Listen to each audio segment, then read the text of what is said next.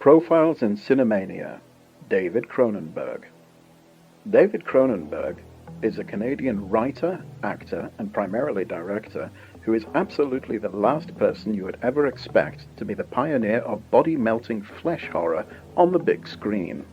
His films suggest the terrifying mind of a swivel-eyed lunatic, but in fact he has led a surprisingly normal life, up until the previously mentioned organ-bursting skin madness, of course.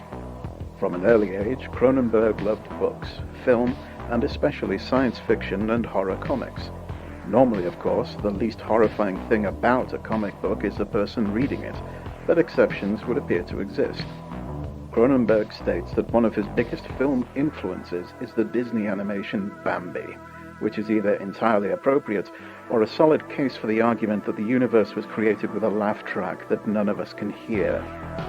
After a short time pursuing a scientific career, he switched to the humanities and, as is often the case with these people, randomly bumped into a classmate making short films and decided he would rather do that.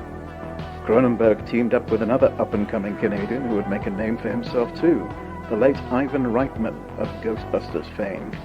Yes, the guy who brought us the Stay Puft Marshmallow Man and possessed Sigourney Weaver levitating erotically was the least weird of his bunch of film chums.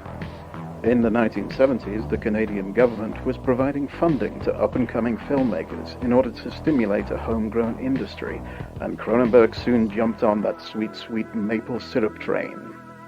His first films immediately dealt with the horror of disease, disfigurement, and the loss of self. David Laughing Boy Cronenberg brought out his first feature films, Shivers and Rabid, to both the applause and utter disgust of the viewing public, and by then it was far too late to stop him. Like most average and well-balanced people, Cronenberg views people as a toxic mixture of chemical mutation and chaotic sexual vice. He has famously said that his films should be seen from the point of view of the disease, if you want to understand them. And either openly or subtextually, there is always a disease of some kind going on in Cronenberg world. And yes, Rick and Morty fans, we're aware that that is a reference. Get over yourselves, you're supposed to be better than that. At the peak of his output in the 80s, he was actually considered for the directing job on Return of the Jedi. Add that to the growing collection of insane rumors around those early Star Wars films. Why didn't we get to see Ewoks give space rabies to stormtroopers? Why didn't Han get thawed out only to devolve into a screaming man-thing? Questions for the ages.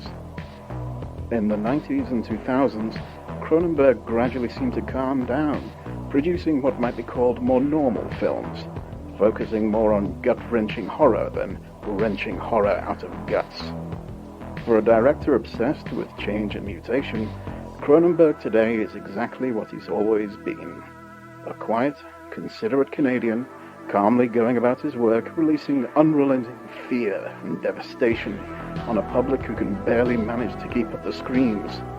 Keep on keeping on, David Cronenberg.